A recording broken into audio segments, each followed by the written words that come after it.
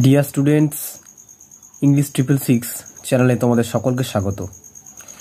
আমরা সোশ্যাল মিডিয়ায় কত সময় ব্যয় করি, কিন্তু সেই সময়গুলো আমাদের রিটার্ন আসে না, কোনো কাজেও লাগে না। তো চলো না, মাত্র 3 মিনিট সময় ব্যয় করে এই চ্যানেলের মাধ্যমে কিছু শিখে নেওয়া যাক, যেটা আমাদের কাজে লাগবে।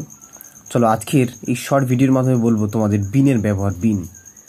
এই যে বিন কথাটা কোথা থেকে এসেছে? বিন কথাটা অ্যাকচুয়ালি বি থেকে এসেছে, বি ভার্ব। বি ভার্বের প্রেজেন্ট রূপে আমরা দেখেছি এম ইজ আর, এটা বসে, আর পাস্ট ওয়াস ওয়ার বসে। কিন্তু বি এর আরেকটা রূপ হচ্ছে বিন, যেটা আমাদের অর্থাৎ পাস্ট পার্টিসিপেল ফর্মে ব্যবহার করা হয় প্যাসিভের ক্ষেত্রে। কিন্তু শুধু বিন কথাটা আবার কিছু কিছু জায়গায় বসে, কিন্তু বিন একা বসতে পারে না, বিনের সঙ্গে কোনো অক্সিলারি ভার্ব আসে। তো সেগুলো আমরা কীভাবে ব্যবহার করব? ধরো কোনো কাজ আমাদের বেশ কিছুদিন ধরে চলছে বা বেশ কিছুদিন ধরে আছে, সেক্ষেত্রে আমাদের বিনের কথাটা ব্যবহার করতে পারি।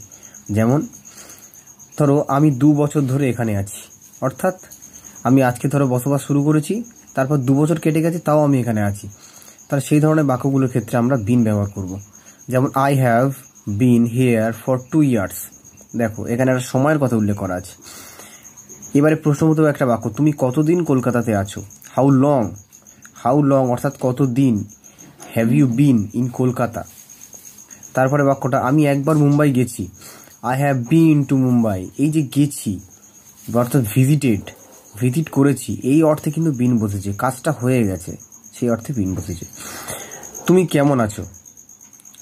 হাউ হ্যাভ ইউ বিন অর্থাৎ তুমি কেমন আছো, এই আছি অর্থে সেটাও কিন্তু বিন এখানে বোঝাচ্ছে।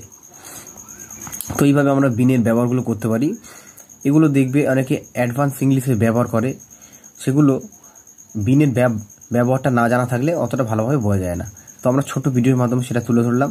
কেমন লাগলো অবশ্যই জানিও, এবং কমেন্ট লাইক তো অবশ্যই করবে। আজ এইটুকুই, নতুন ভিডিও আরও আসছে।